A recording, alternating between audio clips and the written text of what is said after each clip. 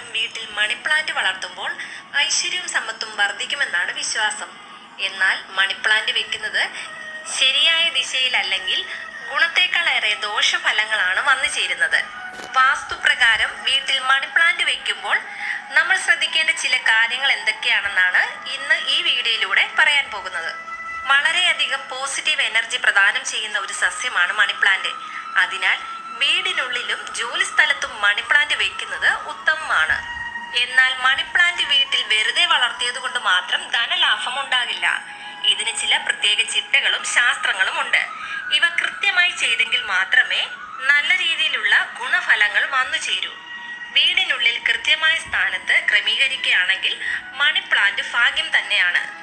എന്നാൽ സ്ഥാനം തെറ്റിച്ചാൽ ഫലം വിപരീതമാകും എന്നുള്ളതാണ് വാസ്തവം.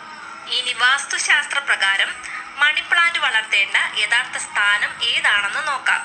മണിപ്ലാന്റ് വെക്കണമെന്ന് ആഗ്രഹമുണ്ടെങ്കിൽ തീർച്ചയായിട്ടും സ്ഥാനം നോക്കി വേണം മണിപ്ലാന്റ് നടുവാൻ. മണിപ്ലാന്റ് വീടിന്റെ തെക്ക് കിഴക്ക് ഭാഗത്തായിട്ടാണ് വെക്കേണ്ടത്. എൻ്റെ അടുത്ത് 4 കളറ് മണിപ്ലാന്റ് ഉണ്ടായിരുന്നു. ആ 4 കളറും 4 ഭാഗത്തായിട്ടായിരുന്നത്. അതെല്ലാം കൂടെ ഞാൻ ഒരു സ്ഥലത്തേക്ക് തന്നെ വെച്ചേക്കാമെന്ന് കരുതി. അപ്പോൾ ഇപ്പോൾ കാണാനും ഒരു ഭംഗിയുണ്ട്. മണിപ്ലാന്റുകൾ സംരക്ഷിക്കാനും പറ്റും.